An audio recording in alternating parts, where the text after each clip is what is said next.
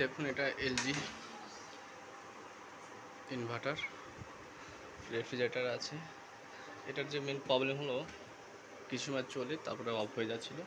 দেখুন এটা main problem হচ্ছে এই সার্কিট বোর্ডটা প্রবলেম আছে। দেখুন এই যে সার্কিট বোর্ডও রয়েছে, মাদারবোর্ড বলি আমরা যাকে। কেন এটা আমি খারাপ বলছি, কারণ দেখুন এখানে আমার একটা মিটার রয়েছে,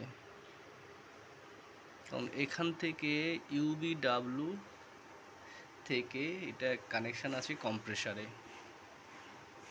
এই ইউবিডাব্লিউ থেকে আইপিএম থেকে ইউবিডাব্লিউ হয়ে লাইন হয়ে কম্প্রেসারে লাইন আছে, যেমন আমাদের রানিং স্টার্টিং কমন রয়েছে। সেই একই সেম পদ্ধতি হলো ইউবিডাব্লিউ এই তিনটে।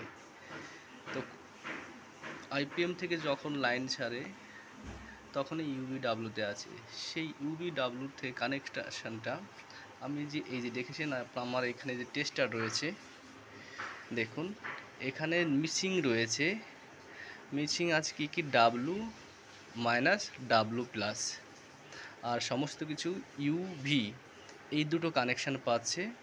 জাস্ট আপনার এখানে ডাব্লু মাইনাস আর ডাব্লু প্লাসটা এইখানে আইপিএমের এখানে খারাপ রয়েছে, যে এখানে এই লাইনটা ছাড়ছে না। সেই কারণে আমি আপনাদের বললাম বা আমি বুঝে নিলাম যে এটা সার্কিট বোর্ডটা প্রবলেম রয়েছে। দেখে নিন আপনারা,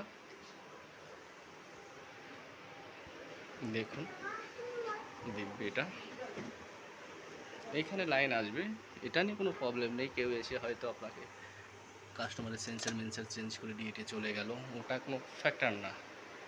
ফ্যাক্টরটা হলো সম্পূর্ণটুকু আপনি কীভাবে ভালোভাবে জানলেন যে কোনটা মেনলি প্রবলেম আছে কি না আছে সেটা। দেখুন এখন আবার ও কানেকশানটাও পাচ্ছে না, শুধু ইউ কানেকশানটা পেয়ে যাচ্ছে, আর যে ভি আর ডাব্লু কানেকশান দুটো ওটাও মিসিং রয়েছে। ওকে, থ্যাংক ইউ। দেখলেন আমি ওটা কানেকশানটা বন্ধ করে দিলাম।